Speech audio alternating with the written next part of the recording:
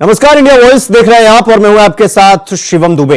India voice के खास कार्यक्रम खबर दिन भर में आप सबका स्वागत है। बुलेटिन की शुरुआत करेंगे।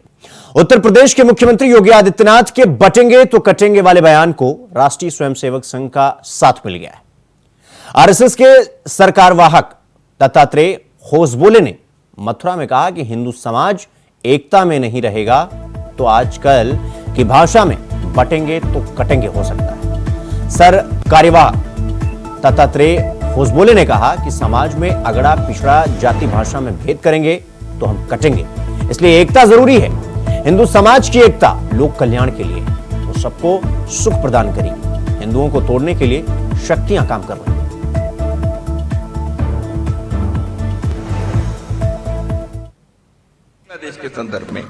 बांग्लादेश के संदर्भ में भारत के सरकार ने तुरंत वहां के हिंदू समेत सभी अल्पसंख्यकों की रक्षा के बारे में कहा ही है। संघ ने भी, हमने उस समय भी वक्तव्य दिया था, वहां के हिंदू समाज वहीं रहेगा, उनको पलायन नहीं करना चाहिए, डटे रहना चाहिए, क्योंकि वो बांग्लाभाषी जो है उनकी भूमि है। भारत से विभाजन हो गया 47 में, 71 से वो अलग देश भी बने पाकिस्तान से होकर, उसमें भी भारत की भूमिका रही। तो इसलिए हमारा कहना है कि वहां शक्तिपीठ है।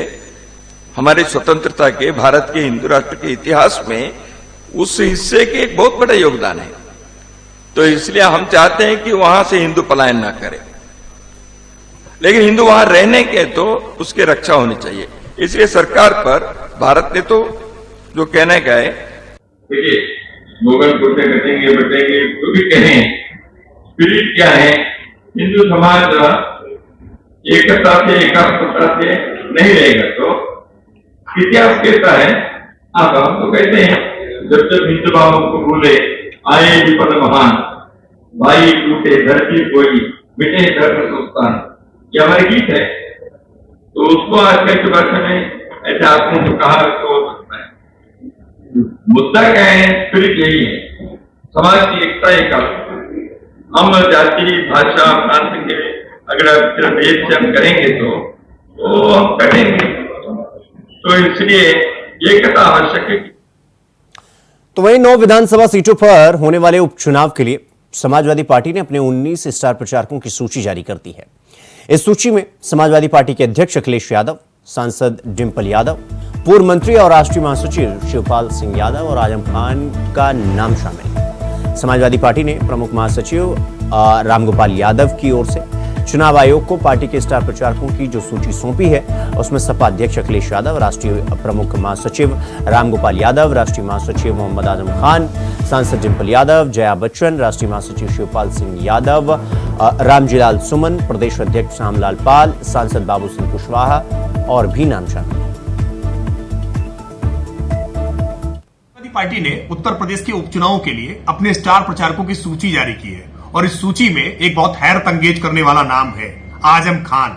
आजम खान सजायाफ्ता हैं, वो चुनाव नहीं लड़ सकते हैं, लेकिन चुनाव में प्रत्याशियों के लिए प्रचार करने की मंशा समाजवादी पार्टी ने पाल रखी है। यानी जेल में बंद अपराधी, माफिया, गुंडे, बदमाश जब तक समाजवादी पार्टी के साथ ना आ जाए, समाजवादी पार्टी चुनाव नहीं जीत सकती है। लेकिन उनके मंसूबे धरे रह जाएंगे, क्योंकि आजम खान अभी जेल से बाहर नहीं आने वाले। न जाने कितने विधवाओं की, गरीबों की, मुस्लिमों की भी उन्होंने जमीनें कब्जाने का काम किया है। उन पर सजायाफ्ता हो चुके कोर्ट ने ट्रायल करके, उसके बावजूद समाजवादी पार्टी उनको अपना सर का ताज मानने से इनकार नहीं कर रही है। तो वहीं समाजवादी पार्टी के अध्यक्ष अखिलेश यादव कहते हैं उत्तर प्रदेश में सीट जीत का मतलब है, निशान साइकिल और प्रत्याशी इंडिया गठबंधन का होगा। तो वहीं महाराष्ट्र में सपा प्रदेश अध्यक्ष अबू आसिम आजमी कहते हैं 5 सीट दीजिए, नहीं तो 25 सीट पर प्रत्याशी लड़ा दूंगा। तो वहीं यूपी उपचुनाव में कांग्रेस ने मैदान छोड़ दिया है। 3 सीट मिलने वाली थी, लेकिन वो भी दोस्ती पर कुर्बान कर दी। ये रिपोर्ट देखिए। प्रेशर पॉलिटिक्स की शुरुआत, अब होगा गठबंधन में विवाद। यूपी उपचुनाव में भले ही सपा ने कांग्रेस को मात्र साइकिल पर इसलिए बैठाया है ताकि वो हाथ हिला सके और समर्थन जुटा सके, लेकिन सपा अपना हाल बिल्कुल भी ऐसा नहीं होने देना चाहती। तभी तो अभी से चेतावनी दे रही है। जी हां, हरियाणा के नतीजे के बाद सपा बेहद अलग तेवर में नजर आ रही है। खुलेआम महाराष्ट्र में कांग्रेस को चेतावनी दी गई है।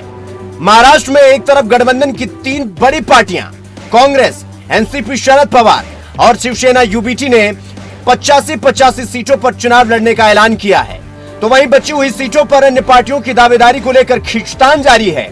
इस क्रम में समाजवादी पार्टी ने महाविकास अघाड़ी को एक दिन का अल्टीमेटम दे दिया है। समाजवादी पार्टी ने 5 सीटों की डिमांड की है।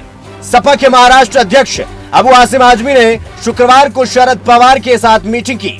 इस दौरान उन्होंने 5 सीटों की मांग की और जवाब के लिए शनिवार की डेडलाइन सेट कर दी। इस मीटिंग की जानकारी देते हुए अबू आजमी ने बताया कि मैंने 5 सीटें मांगी हैं। इनमें 2 मौजूदा सीटें हैं, भिवंडी पूर्व और मानखुर्द। इसके अलावा 3 और सीटें भिवंडी पश्चिम, मालेगांव और धुले शहर की डिमांड की गई है। अगर ये सीटें हमें मिलती हैं तो ये जीतने वाली सीटें हैं। तो वहीं अब समाजवादी पार्टी को सीटें नहीं मिलने पर आजमी ने महाविकास अघाड़ी को एक दिन का अल्टीमेटम दे दिया है। अबू आसिम ने शुक्रवार को शरद पवार के साथ मीटिंग की थी। इस मीटिंग में उन्होंने 5 सीटों की मांग की थी। सपा की तरफ से भिवंडी पूर्व और मानखुर्द के अलावा भिवंडी पश्चिम, मालेगांव और धुले शहर सीट मांगी गई है। तो वहीं यूपी उपचुनाव को लेकर भी सियासत तेज है। खैर, चेतावनी का असर क्या होता है ये देखना अहम होगा। Bureau report, India voice. तो खबरों में आगे बढ़ेंगे। किशनगंज में हिंदू स्वाभिमान यात्रा के दौरान दिए गए भाषण को लेकर केंद्रीय मंत्री गिरिराज सिंह के खिलाफ शुक्रवार को परिवाद दायर करवाया गया है। एआईएमआईएम के दर्जनों कार्यकर्ताओं ने किशनगंज व्यवहार न्यायालय परिसर में पहुंचकर बीजेपी के केंद्रीय कपड़ा मंत्री गिरिराज सिंह पर परिवारवाद दायर किया है। यह परिवाद बांग्लादेशी घुसपैठ सहित अन्य मुद्दों को लेकर दिए गए बयान को लेकर दायर किया गया है।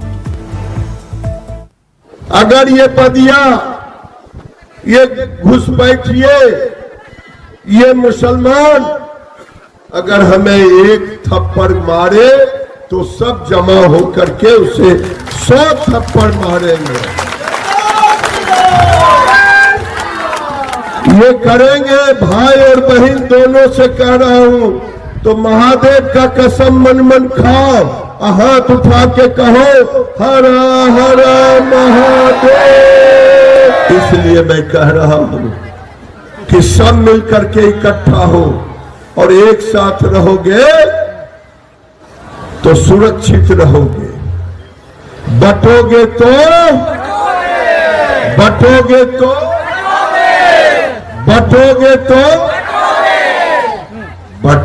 तो कटोगे, तुम खुद कह रहे हो दीदी। और इसलिए हर लोग अपने घर में महादेव का दिया हुआ, देवी का दिया हुआ, दुर्गा मैया के हाथ में तलवार रहता है न, शंकर जी के त्रिशूल रहता है न, भाला भी रहता है न। अपने अपने घर में उसकी पूजा करो, और कोई आए दुश्मन तो उससे अपनी रक्षा भी करो। वहीं प्रधानमंत्री शहरी आवास में फर्जी जियो टैग करके सरकारी धन हड़पने के मामले में शनिवार को पुलिस ने बड़ी कार्रवाई की है। जियो टैग करने वाली कंपनी के 3 कर्मियों और 4 लाभार्थियों को गिरफ्तार किया गया है। तुलसीपुर और पचपेड़वा में भी मुकदमा दर्ज किया गया है। शहरी इलाकों में रह रहे गरीबों के लिए संचालित प्रधानमंत्री शहरी आवास में लाभार्थियों के आवास की जियो टैग में गड़बड़ी पकड़ी गई थी। इस मामले में मुकदमा दर्ज कराया गया है। बलरामपुर शहर के 9 और उतरौला के 6 ऐसे लाभार्थियों के आवास को पूर्ण दिखाकर जियो टैग कर दिया गया जो अधूरे थे। तो वही मामले में एसपी विकास कुमार ने बताया कि इस मामले में सर्वे करने वाली कंपनी के कार्तिक मोदनवाल निवासी बड़गो थाना खोराबार और 4 लाभार्थियों को गिरफ्तार किया गया है। जनपद बलरामपुर में क्रिएटिव कंसोर्टियम जो कि लखनऊ से एक संस्था है, किसी की शहरी आवास योजना में चेक करने का दायित्व मिला था। उसी के द्वारा दिए गए तहरीर पर जनपद बलरामपुर के 4 पंचायतों में बलरामपुर, उतरौला, पचपेड़वा और तुलसीपुर में अभियोग पंजीकृत किया गया है कि इन आवासों में फर्जी जियो टैग लगाकर भुगतान किया जा रहा है। इस संबंध में पुलिस विवेचना कर रही है और आज 2 मुकदमे जो कि बलरामपुर नगर पालिका के और साथ मुतरौना नगर पालिका के हैं, इन मुकदमों में कुल 7 अभियुक्तों की गिरफ्तारी की गई है। यहां आपको बताना चाहते हैं, इनका मोडस ऑपरेंडी ये है कि किसी दूसरे खाली लैंड का जियो टैग लोग कर देते हैं जहां मकान बनना होता है, फिर किसी दूसरे स्थान पे जहां अर्धनिर्मित मकान बना हुआ होता है वहां का जियो टैग कर देते हैं, फिर किसी तीसरे पूर्ण निर्मित मकान का जियो टैग कर देते हैं और इस तरह से जियो टैगिंग करने में ये लोग फर्जीवाड़ा करते हैं। और साथ में कुछ ऐसे भी उदाहरण दिखे हैं कि जहां पर मकान पहले से बना हुआ है और उस लाभार्थी के नाम से जियो टैग करके और उसे भुगतान कर दिया गया है। तो वहीं सीता सोरेन पर दिए इरफान के बयान पर संग्राम मचा हुआ है। दरअसल झारखंड में सियासी हलचल तेज हो गई है जब भाजपा ने कांग्रेस नेता और राज्य सरकार में मंत्री इरफान अंसारी के खिलाफ निर्वाचन आयोग में शिकायत दर्ज कराई है। भाजपा का यह आरोप है कि अंसारी ने पार्टी नेता सीता सोरेन के खिलाफ अपमानजनक टिप्पणी की है। यह रिपोर्ट देखिए। सीता सोरेन पर कांग्रेस विधायक का बयान,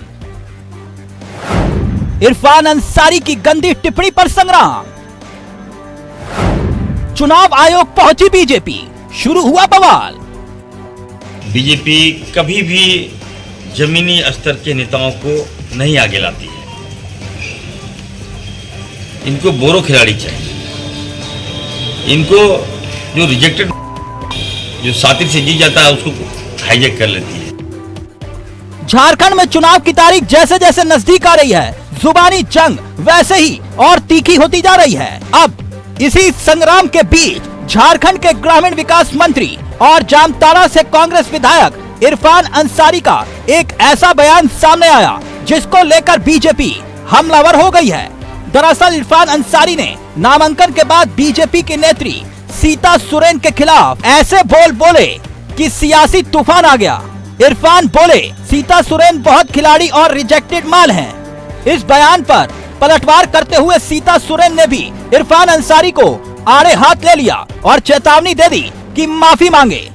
सीता सोरेन ने कहा कि मेरे लिए जो अमर्यादित भाषा का इस्तेमाल उन्होंने किया है उसके लिए उन्हें माफी मांगनी चाहिए। वहीं इस मामले को लेकर अब बीजेपी ने चुनाव आयोग से शिकायत की है।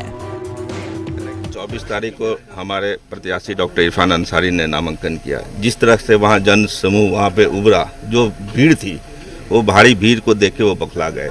इन्होंने मीडिया में, ये यूट्यूब में भी अवेलेबल है जो वीडियो, उन्होंने कहा भाई हम लोग अपने स्थानीय जो लैंग्वेज है उसमें कहते हैं भाई ये रिजेक्टेड माल आ गया, बीजेपी का रिजेक्टेड माल।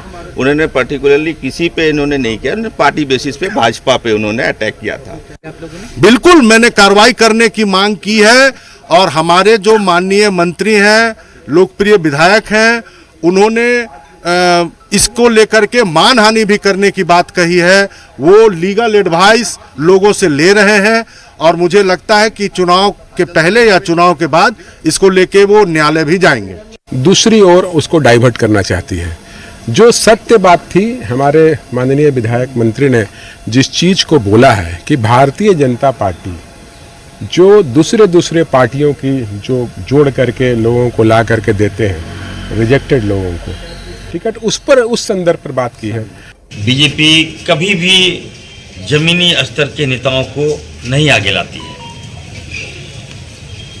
इनको बोरो खिलाड़ी चाहिए। इनको जो रिजेक्टेड, जो सातिर से जीत जाता है उसको हाईजैक कर लेती है। वो साफ दिखता है कि वो बिल्कुल हार की कगार पर वो पहुंच चुके हैं और इसलिए उनके अंदर से यह बकलाहट वो बाहर निकल रहा है। बीजेपी नेता का एक प्रतिनिधिमंडल चुनाव आयोग पहुंचा और कांग्रेस विधायक इरफान अंसारी के खिलाफ शिकायत दर्ज करवाई। बीजेपी नेताओं ने चुनाव आयोग को ज्ञापन देकर इरफान अंसारी को राज्य बदर करने की मांग की है। यानी इस बयान के बाद झारखंड की राजनीति में नया मोड़ आ गया है, जहां आदिवासी समुदाय और उनके अधिकारों के मुद्दे पर सियासी बयानबाजी बढ़ती जा रही है। बीजेपी और कांग्रेस के बीच बढ़ते इस सियासी तनाव में इस शिकायत ने चुनावी माहौल को गरमा दिया है। दोनों पार्टियों के नेताओं के बीच बयानबाजी ने राज्य में राजनीतिक संग्राम को और तेज कर दिया है। Bureau report, India voice, Ranchi.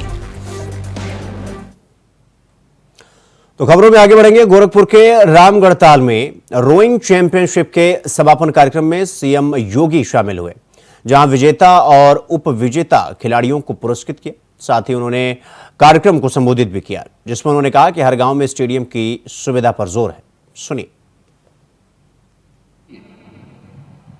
जो बात उत्तर प्रदेश रोइंग एसोसिएशन के अध्यक्ष माननीय विधायक रानी पकसालिका सिंह जी ने जो बात कही है, और यहां पर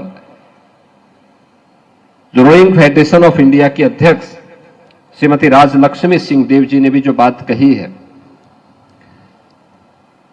वाटर स्पोर्ट्स का एक कॉम्प्लेक्स हम लोगों ने यहां गोरखपुर में इसी ताल के किनारे बनाया है, और रोइंग फेडरेशन के लिए भी हम लोग इसमें स्पेस उपलब्ध करवाएंगे। और मुझे लगता है कि ये लोग अपनी तैयारी करें।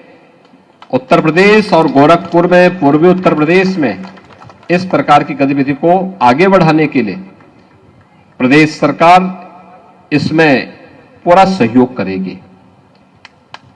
आपने देखा होगा, मैं आज प्रातःकाल मंदिर अपने परिसर में था, मैं देख रहा था कई खिलाड़ी प्रातःकाल मंदिर परिसर में थे, और मैंने जब उन लोगों से पूछा, मैंने कहा भी कहां से हो, तो उसमें कोई महाराष्ट्र का था, कोई बंगाल का था, कोई किसी अन्य राज्य से था। मुझे अच्छा लग रहा था कि देखिए देश के अलग अलग कोने से आकर के लोग न केवल यहां को समझने का प्रयास कर रहे हैं, बल्कि अपनी प्रतिभा और अपनी ऊर्जा का बेहतर उपयोग एक सकारात्मक दिशा में लगाने का कार्य कर रहे हैं। 10 वर्ष पहले तक गोरखपुर और पूर्वी उत्तर प्रदेश के अपराध का एक गढ़ था, और आज भगवान राम की कृपा से रामगढ़ बन चुका है। तो यहां पर इतनी अच्छी नेशनल प्रतियोगिताएं हो रही हैं। अभी हम लोगों ने यहां पर 2 प्रतियोगिताओं को देखा है।